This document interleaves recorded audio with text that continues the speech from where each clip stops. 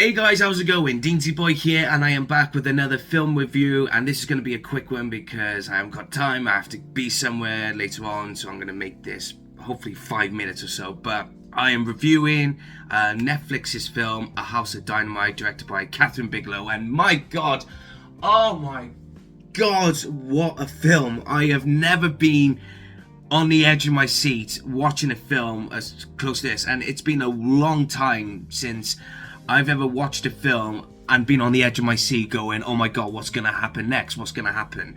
Now, the film follows the US government, of different sectors of the US government, and how they respond to a single missile being launched by an unknown source. They don't know if it's an enemy of theirs. They don't know who it is. All they know, there's a nuclear missile being launched and it's heading straight for the city of Chicago. And we follow in 3 different chapters different points of US government territory. So obviously we follow the army. I think we follow the Secret Service or the Secret Intelligence, and also we then follow the 3rd chapter, which is we follow the US president, who is played by Idris Elba, fantastic actor, and we see what are the decisions being made to respond to this near catastrophe. Me and my dad, we watched it, and I loved from start to finish every single thing about it. My dad, he loved it from start to near the ending, and he sort of didn't like the ending. He felt, I'm not going to go into any spoilers or anything, but my dad felt that it was a bit of he'd been cheated out of a good ending. But me, as someone who's written plays, written stories, I really liked how it ended because it fitted it best. That's all I'm going to say, guys. I don't want to spoil the ending. The ending was, I think, the only ending that they could ever give it. That's all I'm going to say. So obviously directed by Catherine Bigelow, and I was in for a good ride anyway. If Catherine Bigelow is going to be, directing any film, I really liked The Hurt Locker. I really liked Zero Dark 30. I like some of her classic films as well. What I enjoyed most of all was the performances from the actors.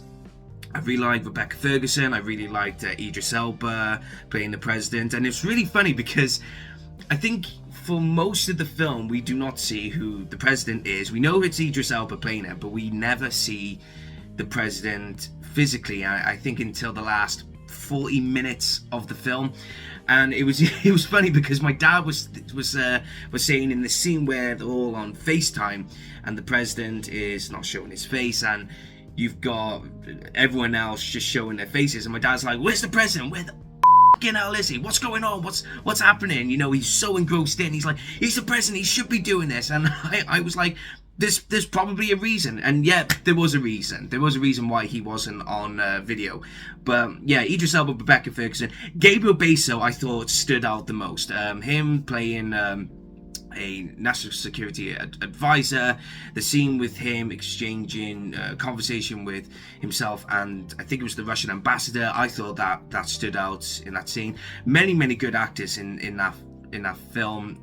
They were all brilliant, absolutely fantastic. Another thing I really liked about this film was the music. Volker Bertelmann, and I hope I said that properly.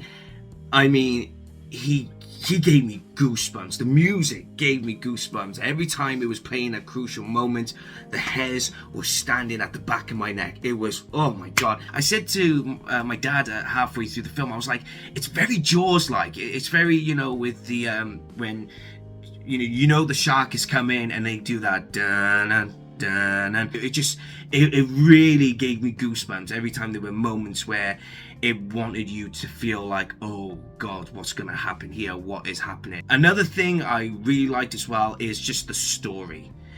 The story from start to finish, absolutely superb. The screenplay was written by Noah Oppenheim, which I find really ironic considering that his last name is Oppenheim, and if he had the ER, the name Oppenheimer, then I don't know, that's just me being silly. The way it was written, how constructed it was, how we see 3 different three different perspectives of each sector. Also, what is really thrilling about the story was this could happen. What's really funny is that my dad also said whilst we were watching the film that we don't know what's going on with governments and what's going on with the military and that. And he said this could have happened last week or yesterday. Not like a nuclear missile coming, but decision makings and near threats and everything. He says we may not know that sort of thing could have happened yesterday or a few seconds ago and everything, and that's what makes it scary, especially with the height of everything that's going on in the world, with war going on or conflict going on in the Middle East, going on in Eastern Europe. It's really scary to think that we've been on the verge of nuclear threat or war for quite some time. But A House of Dynamite is just, I think, the perfect example of a what if this sort of happens. And going back on the screenplay, with the way it was written, I love the fact that they didn't say this was North Korea, this was China, this was Pakistan, this was Russia, this was all an enemy. They never say who did it. And at first, me and my dad were like, we were thinking that it was an inside job. We thought that someone within the president's administration was the one who pushed the button just so that they can cause problems. That's what we thought. But then as it gradually just continued with the film, we were taken completely in a different direction, and I loved it. I miss films that completely take me away from thinking I know what's going on, and it's making me question every time the film continues from start to finish. It was incredible. I cannot highly recommend A House of Dynamite for you guys, especially if you've got Catherine Bigelow as director. You're in for a good treat, people. I promise you that. That's only my opinion. I'm not gonna, try and influence yours. If you think, oh my god, this is a good film, I want you to think it's a good film when you watch it and you thought it was a good film. If you didn't like it, that's fine. People, we got different taste, but I cannot highly recommend this. If I had to give it out of 5 stars, I give it 5 stars. That's it. But that's me personally. 5 stars, cannot recommend it enough, guys, and I hope you enjoy it if you do come around to watching A House of Dynamite. So there we go, guys. That's my review of A House of Dynamite. What did you think of it? Leave a comment in the comment section below to see what you think. Did you like it? Did you not like it? What did you like or dislike about it? Like the video, share it, and please subscribe to the channel so I can provide more content like this for you in the future. Thank you so much, guys, and I'll see you all next time. Take care.